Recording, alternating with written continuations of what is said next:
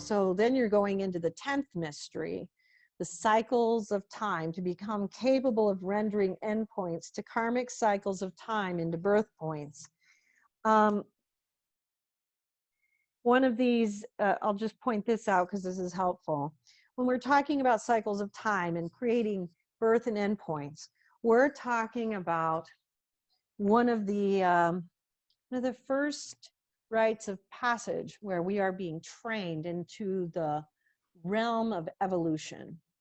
So we are learning how you can actually energetically move and alter within the life stream of a soul to create an endpoint. Let's say someone is karmically circling. They're just doing the same thing over and over again, lifetime after lifetime or whatever. You're going to create an endpoint. It's going to be right here. Energetically, you're going to create this, but then you'll have to create a counterbalancing birth point that will then activate as soon as the endpoint takes place. So what are the ways that an initiate may be asked to work on cycles of time? It would be on an individual soul, on a karmic group, on a larger karmic group, such as nations or peoples. And also you can be asked to work on this on a planetary cycle. So you can be doing this on a lot of different levels, but what you're doing is you're working in energy. If a soul is determined, and these determinations come through the Holy Spirit from God, that a soul is circling and that it is time for an endpoint and a birth point to be placed, then you will go through the training as to how to actually set one of these in motion. And so there's a whole lot that you're going to learn about that, because, because what you're doing literally is creating like a sudden thrusting end to a pattern of habitual behavior that is destructive to this person or this group or whatever you might be working on. Obviously, in the beginning, you'll work on an individual soul, and then you might be called into working with bigger and bigger groups of people. I wanted to point this out because this is actually something written by St. Augustine that I included in the chapter, because I think it's very fascinating when we remind people that these things that we find out about and learn about are mentioned throughout history in the ancient sacred texts. They're not something that we're just creating new here. These are not new. We are just creating the map. We're laying out the map. But this is from St. Augustine. This was from his book, The City of God. And he says, this controversy some philosophers have seen no other approved means of solving than by introducing cycles of time, in which there should be a constant renewal and repetition of the order of nature.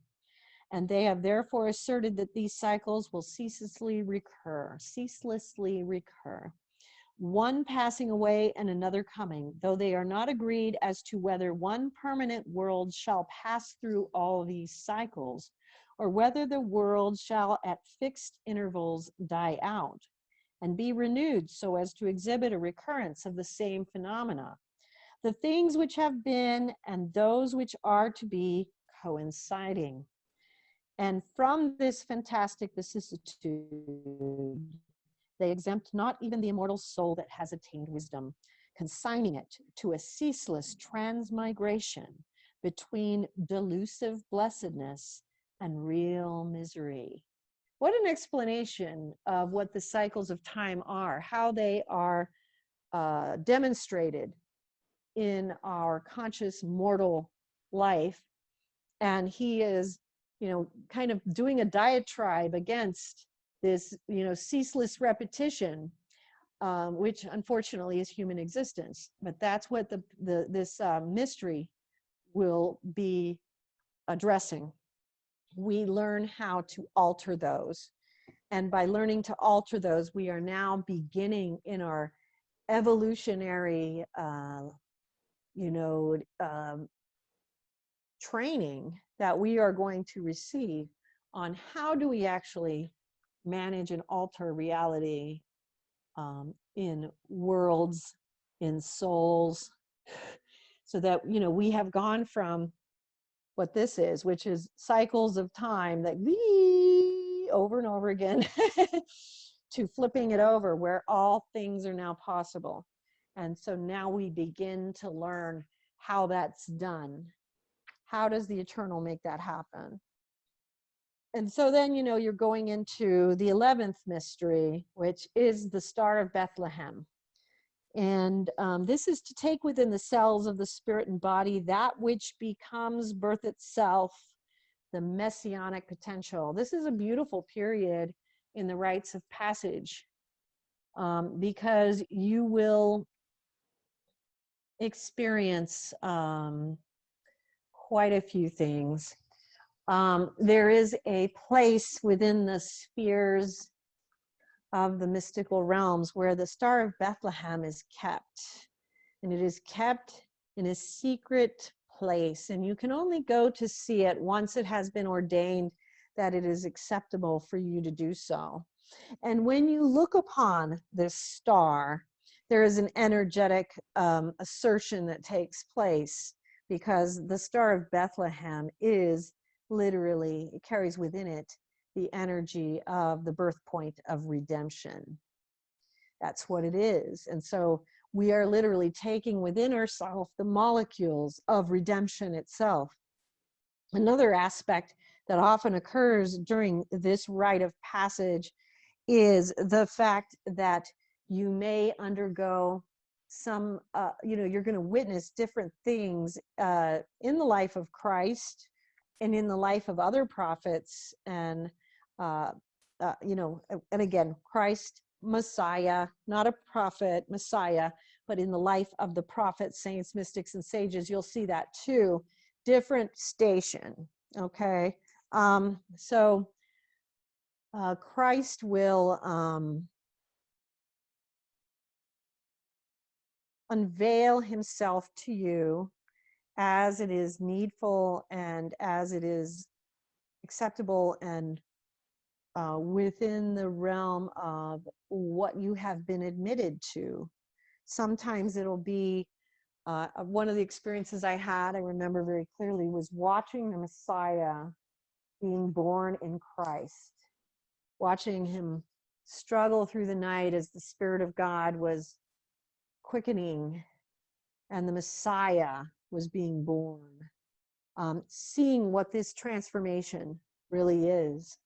And again, remembering Christ is the mystery of the redemption. But the spiritual path that we follow contains many mysteries of the redemption. So they are both. They are both. And again, here you are going to be going through rituals where you will be asking to open the door to the light. Everything in the rites of passage is taking you closer and closer to the light that we know to be God, but we go by gradations. So we're traveling by vibration, but we're traveling by sound. We're traveling by spirit. We travel through the galactic heavens, but yet we are also just traveling in place at the same time. It's not one of those things, it's all of those things. And they occur simultaneously, and there is no contradiction because they are all one and the same thing. here is, I'll just share with you uh, from the writings of Hermes, which, elevates this mystery a little bit. Because again, here, this is Hermes here, and then I'll come back to this. Then God spoke to the holy word within the soul of all things, saying, increase in increasing, and multiply in multitudes, all you my creatures and workmanships. Let him that is endued with mind know himself to be immortal, and that the cause of death is the love of the body. And let him learn all things that are, for he who has recognized himself enters into the state of the good. Now, again, remember when we started this, I talked about how you're learning how to speak mystical language. So you have to engage in a lot of contemplation and meditation on these words and learn what they mean. But going back again to the 11th mystery itself, I wrote, for to take within the cells of the spirit and body that which becomes birth itself, the messianic potential. So when Christ came into this world, he brought with him this potential, this pattern of life, this pattern of soul that was not possible before his coming.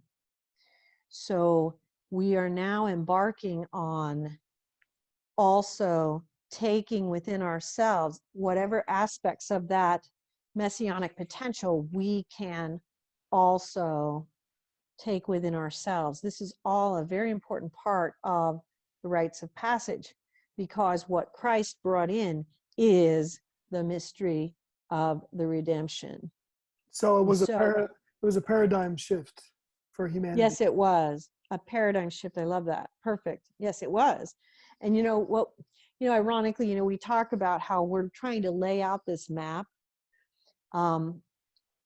throughout spiritual human history. You have souls that come in to bring in a pattern, and Christ was the ultimate pattern. He was all that he said he was, the way, the truth, and the life. He was all these things, but he was also a pattern. He was bringing a potential into human reality that did not exist before that coming. So then we can look at the second coming of Christ, and this would be, how some of the Hindu yogis, including Paramahamsa Yogananda, have spoken of this idea of the second coming of Christ, which can be both. It can be both a physical event that is completely literal, but the second coming of the Christ within us is what we are dealing with right here. The messianic potential, the energetic particles of that pattern that Christ made possible and that we are to now embrace and take on board vibrationally with the light and all of that sort of thing. Does that make sense? Yeah, so before Christ came, we didn't have that potential. I guess that was the time when humanity was ready for it. Right. Yeah. That was the timing. And yeah. And some of this again remains within the mystery of God as to the timing and how things were intended and how they then came about. But yes, this was a new potential that was brought forth. And then at the time of the resurrection, there was another new potential that came forth. Christ descended to the dead. He liberated all the souls who were in the purgatories and the souls who were in the lower spheres, who did not have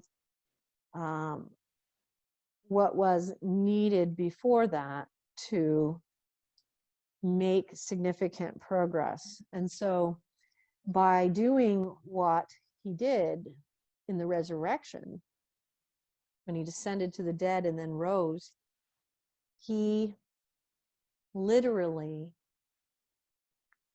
look at these things from both a literal and then a symbolic way. So literally, Christ descended into the dead and then rose again. He's pulling the souls up. He's rising up and making the rising possible for the rest of us. You see? And even in this particular mystery, in the 11th mystery,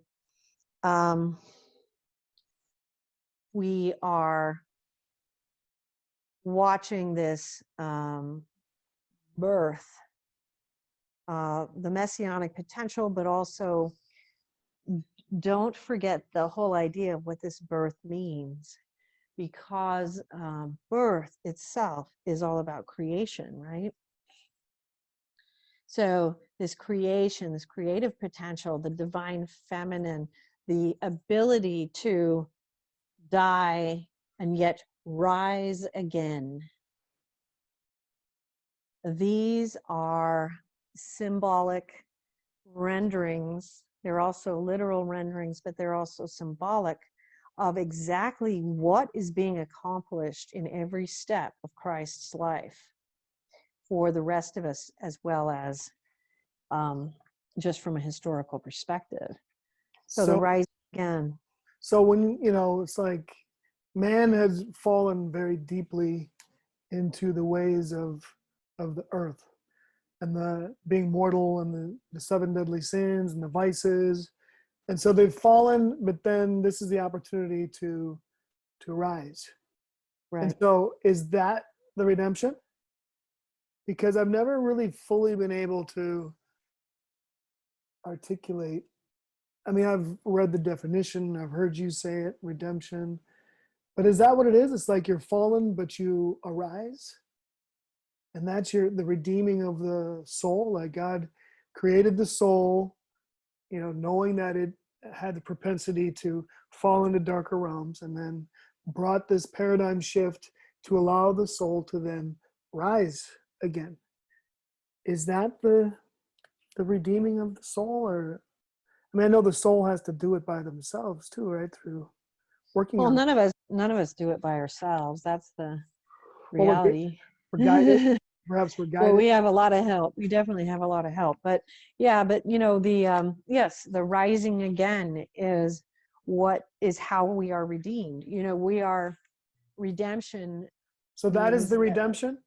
Our debt is being paid by this great act. And so how is that, what does that mean, that our debt is paid? Because also you talk about in the great, universe, redemption is something that is very much revered. Yeah. Throughout all species and all, extraterrestrials and universes. Mm-hmm. Redemption is super revered. It's a big thing. It's like, it's like rock and roll. It's like you can't just dismiss it. It's there. So yeah, it is. Because this is what the path of the soul is the purification. So it is rising again. That's what's happening, is you are from the ashes I shall rise again. And that's what we're doing when we're being redeemed. And we are going through this redemption, not through, just the power of our own will or our own desire or our own intention, but we are going through this redemption through the power of all these graces and gifts that others have left before and are giving now, to, actually going back to the staircase of ancient sacred texts from earth to heaven, which is the body of knowledge of human history, which shows us the way to the treasure chest, which The treasure chest is the enclosed garden of God. That's what we're all looking for. That's the treasure chest. So the redemption is when we are able to be redeemed for something greater. And that is the soul turning itself around. And so it's falling, and the redemption occurs, and all of a sudden it's rising. You see, that is the goal of this spiritual journey that we're on. So I can see And how you know, that'd be a let's huge gift to, and why it it's so is a huge gift. And you know, I think it's an interesting question. I mean, let's look at the definition of redemption and just see the action of saving or being saved from sin, error, or evil. So that's the mysteries of that's the an action of saving or being saved from sin, error, or evil. that's an Does that invitation. make it makes more Yeah, sense? it's Yeah. it's an invitation into immortality and enclosed garden of God eventually, and Yeah. all the higher realms. It's like, hey, you know what? You know what? You're welcome. Come on in.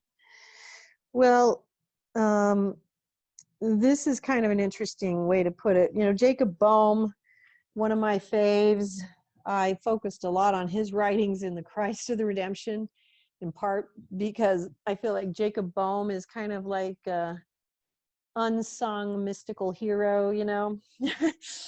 But here from the Confessions of Jacob Boehme, this kind of says it very well. A true Christian is not a mere historical new man. He is a biological fact, the crown of the great work of spiritual alchemy. Christian history is only the cradle of the child. I'm going to say that again, because remember what we're talking about, the initiations into the Star of Bethlehem, the initiations of birth. Christian history is only, quote, the cradle of the child, unquote.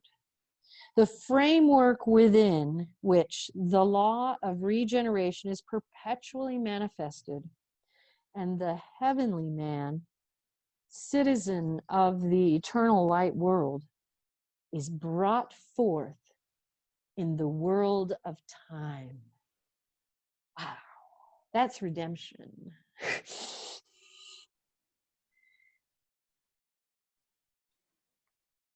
Oh, and I love this.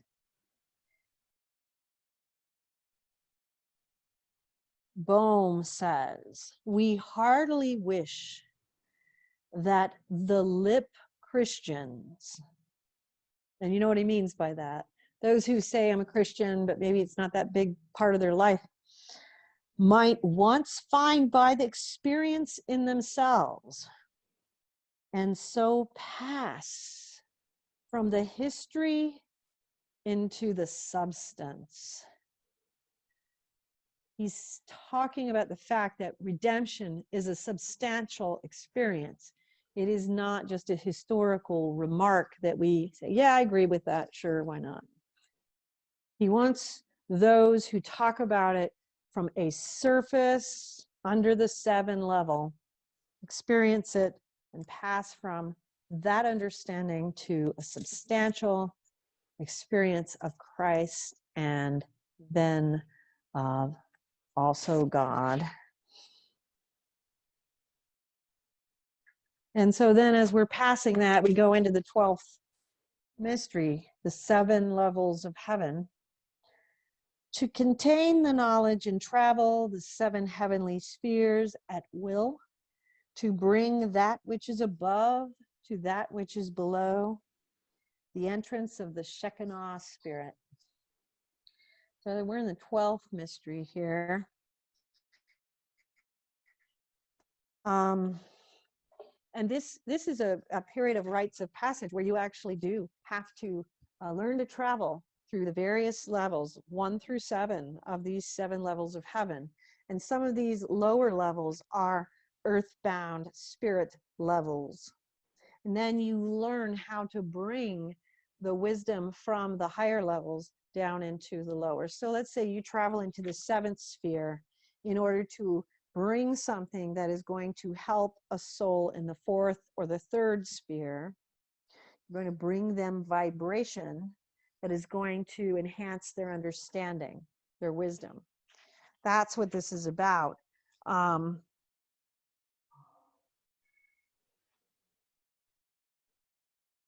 So what we're doing by doing this is you are bringing the potential of a higher thrust into the incarnations of souls that are residing in lower areas, just as the souls that help us are bringing higher potentials to us. It's the way that we all give back to creation that which creation gives to us. And so, you know, the 7 heavens is pretty much a Jewish teaching, but it's something that you will travel through mystically in the rites of passage. And this is where you do learn a lot about the importance of service, service to your fellow man, service to humanity, and the fact that if we would like to be assisted, we also must assist. It's just the way, it's the natural law of exchange in the universe. And so what this also shows, and this is a good point, that the 7 levels of heaven show us that heaven, purgatory, and hell, and the infinitudes thereof, all reside within the 7 original spheres of creation. And so, you know, we talk a lot about the multitudinous levels that we have within various earths, various purgatories, various hells, and various heavens. You know, there's an infinite number of heavens. There's an infinite number of purgatories. There's an infinite number of hells, but yet we understand and learn that those all reside within the original 7 spheres of creation. And there's a lot more to this that you will learn as you go about those 7 spheres of creation. There's some stuff in here from the Zohar, which is part of the Kabbalah, and explaining each of those 7 spheres. And just for kicks, let's just get some of the basic. You know, so the 7 spheres of the celestial world are prototypes of those that surround our world and are inhabited by angelic beings who sing praises of the Holy One. Now, from what I'm reading here is from the Zohar, the Bereshith to Lek Lekha, Nurho de Manhar. And so I'm just going to give you a little overview here. There's a lot more detail in the book. But the first of these higher or celestial spheres and nearest to the earth is altogether void of light and is the abode of angels who are like tempestuous winds, never seen but felt, and are always invisible, as they are void of light and darkness and undistinguished by any color. The second celestial sphere is distinguished from the first by the possession of a modicum of light and is inhabited by angels appointed to watch over humanity and guide it into the path of uprightness whenever there is danger of its falling into error and wrongdoing. And the third celestial sphere is pervaded and filled with fire and flames. In it, the fiery river takes its rise and flows into Gehenna, overwhelming and engulfing in its course those mortals whose lives on earth were given up and addicted to evil and wrongdoing. The fourth celestial region, splendidly luminous, being the abode of angelic beings of great honor and dignity, who, unlike those of the first sphere, begin and finish their worship of the Holy One without interruption. The fifth celestial sphere is one of still greater and more intense light. Therein are angels, some of them ruling over fire, some over water, and are messengers either of mercy or judgment, and as such become manifested as heralds of light or darkness. Their worship of the Holy One takes place at midnight. The sixth celestial sphere is nearer to the kingdom of heaven. In it are seas covered with ships, also rivers and lakes abounding in fish. Its denizens are under the rule of presidents, the chief of whom is named Uriel, who enter on their official duties at certain fixed times. And the seventh celestial sphere is the highest and accessible only to souls of the greatest purity, and thus qualified to enter into its joys and delights. None other are found there. In it are laid up treasures of peace, blessings, and benefits. And before you can cross through this mystery and these rites of passage, you have to qualify to travel through the seventh heaven. It is one of the requirements, one of the things that's necessary in that particular part of the rituals of passage. You can't go any further. It's pretty neat when you get to go there for the first time, because you do have to earn it. But I like the way that it was written here in the Zohar, saying you have to qualify, because that is really more of the type of word that I think is appropriate rather than earning it. It is, you have to qualify. And so the 13th mystery, you're moving into the Thunder Tribe in the great day of purification to obtain the purified unity of the masculine and feminine constructs in spirit and energize the thrust wherein karma will hit the ground to seek further purification. So just a warning here, you just had this magnificent experience of qualifying to get to the seventh heaven. And guess what? Now you have to go through the rites of passage to literally energize your karma hitting the ground. Boy, does that suck. It's like enjoy the 12th while you can, and then be prepared, because the 13th is going to be like, oh boy, what fun we're going to have, because this is where everything that you've learned about the habitual problems you've had in your many incarnations, and all of the self-deceptions, delusions, and all these things, they're going to hit the ground, which means all of a sudden everything is going to enter into your life, which is going to force you to face the exact same karma, the exact same delusions, the exact same habitual behaviors again. And with your new refreshed sense of mind and spirit, it is hoped that you will have the presence of soul to break the habitual pattern and do something different. And don't be surprised how hard that is to do, because it is habitual and you may have done it thousands of lifetimes. So it is a tough period. And so I guess it's almost ironic that it's the 13th mystery, because it just had to be the 13th to be the one that's gonna, kind of kick your butt a bit, I mean, some more, like you haven't had enough of that, So the way I wrote it here, and so it comes to pass that the essence of breath, life, and death must visit the soul. And boy, is that the truth. That's going to happen. You're going to have this newfound knowledge of what you've remembered from your past and all the ways that you've handled things incorrectly in the past. And then you have to now, okay, so if all these ways were not effective, did not achieve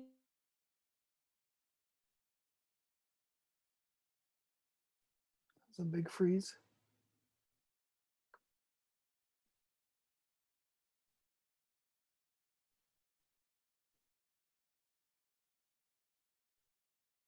Uh-oh.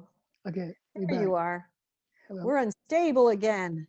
Says the internet connection is unstable.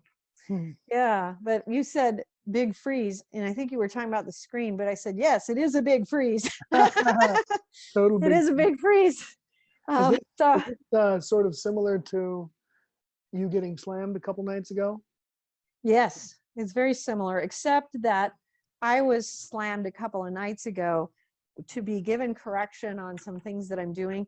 In this particular area in the rites of passage, it's going to hit you from all directions in your physical waking life as well. It's not just going to be something you're facing in the mystical world anymore. You're going to have to now go through these same events and try to figure out how God would have you handle it differently this time to make it more fruitful for your soul, more redemptive. And it's tough because a lot of times that's all you've got to go on. You've got what you've been informed of spiritually through all these other rites of passage. And you've got these memories that you've been given of past periods of time where you have gone through the same things and the different ways that you've handled it. But you don't necessarily, it's not like you don't necessarily receive, okay, so this time, this is what we want you to do. You know, they don't do that. It's like, okay, you're going to look and you're going to see all the mistakes you've made. You've been taught in a lot of these foundational precepts. Now, how do you handle it differently with that knowledge? And a lot of times you really are not sure what to do because you've seen maybe, you know, several, maybe dozens of ways you've handled it, none of which were effective. And then you're like, well, I don't know what the right thing is, because now you're taking in, you know, these energetic truths, these issues that come up through the energetic discernment of things. And you are finding that there is no clear black and white answer to all human action or interaction. There's always all of these other things, the intentions, the actions of others, the circumstances that surround events that complicate this discernment.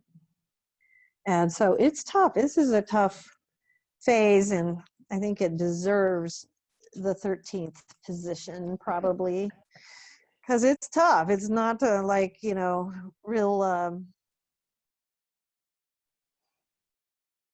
really, you know, Joyous. fun. It's not, you know. And you know, interestingly, in this chapter I included some writings from the Pistis Sophia, which is a Gnostic text, which one of my faves, of course. I love the Pistis Sophia. But one of the things about the Pistis Sophia that is so fascinating is it's attributed to being the teachings of Jesus to his apostles and a bunch of disciples, and the women were there, Mary Magdalene and Mary and others, and lots of people. And he presents them with these mysteries. Many of them are in the form of a psalm. And he says, can you tell me the meaning of this mystery? And then, you know, Mary Magdalene will walk forward, or one of the apostles will walk forward, and they'll say what they believe the solution to this mystery. There's a hidden key in all of these psalms. And a great portion of the book, it focuses a lot on the chastisements of various kinds of wrongdoing in this world and the next. And so it's fascinating because they go through all of these different possible conglomerations. So they'll be like, well, what about if someone commits murder, but they did so because of this, or this, and then there was slander involved, and then there was this, so they do it where they place all these different scenarios, and then the Lord will respond to them with the answer, well, if this is what happens, then they will have to go through these eons and spheres for their purification. And so it's an interesting text because it teaches us about these subtleties, the subtle things that contribute to all of it. So, like, for instance, here I'm just going to read you from it because people need to know about this Pistis Sophia. If they don't, they're missing something. So, this is from the Pistis Sophia. This is probably the 1921 translation by Mead. Andrew questioneth Jesus.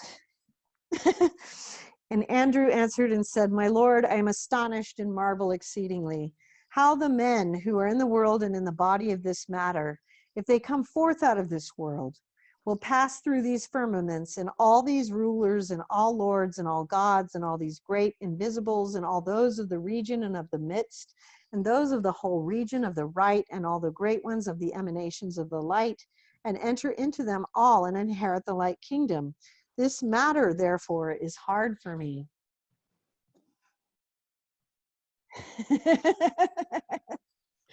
Gotta pause.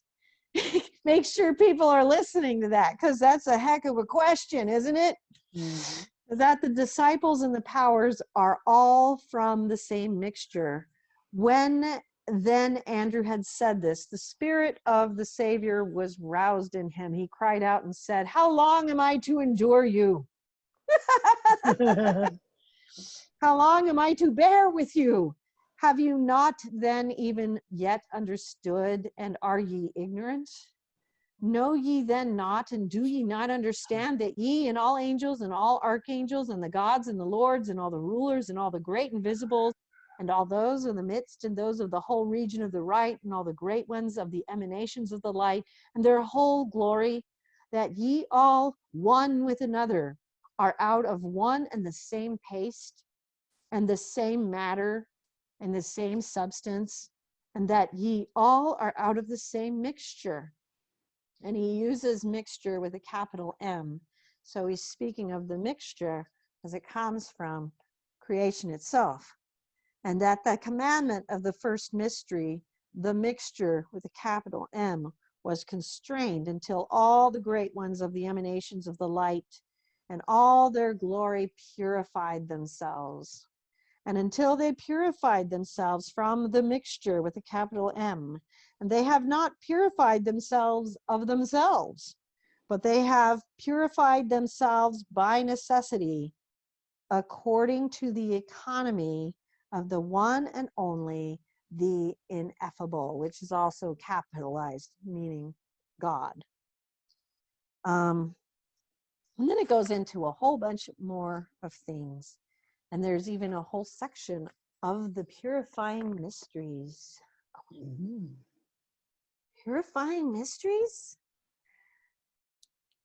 And here you can hear in this a little bit of what we were talking about Christ bringing in the pattern, what he has done in his incarnation. Amen, I say unto you, for the sake of the race of men, because it is material, I have torn myself asunder and brought unto them all the mysteries of the light, that I may purify them. For they are the refuse of the whole matter of their matter. Else would no soul of the total race of men have been saved, and they would not be able to inherit the kingdom of the light, if I had not brought unto them the purifying mysteries. You see what he's just expressed what we've been talking about. That whole thing, which is, the previous 2 or 3 mysteries about the pattern of Christ, what he made possible for all of us. And so that's what is happening. So as karma is hitting the ground, you remember this, and remember, it is one of the purifying mysteries. This, when karma hits the ground and all the crap hits the fan around you, this is the time that the purifying mysteries are quickened within. And this is where you are now really beginning to be reborn again and to be able to access the mistakes of your past. And you have this opportunity now to relive it anew within the confines of the new knowledge that you now encompass. Very important stuff. And that, of course, takes you into the 14th mystery, Brian. After 13 comes 14. Yes. Is this part of the mysteries? Like,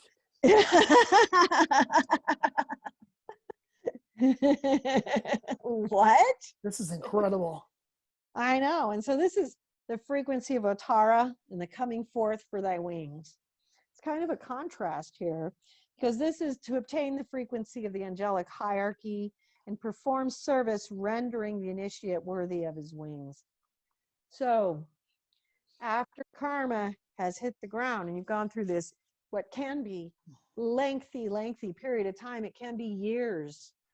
It just depends on the person and whatever How long did it take you to go through the 28 mysteries? Oh my gosh, the 28 mysteries? I'd say about 15, 20 years. And one of the things you find, though, even though, is that you revisit them throughout your life.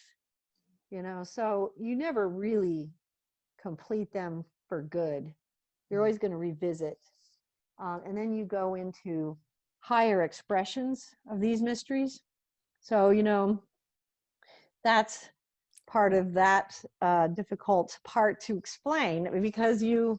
Like higher octaves? Higher octaves. Yes. Thank you, Brian. Exactly. You'll go into higher octaves of it, and it will continue to expand. You'll continually be presented with continuing challenges on the ground, but also spiritually and mystically. And so you'll revisit, but you will also revisit things in higher octaves. And so that's how you'll proceed forward.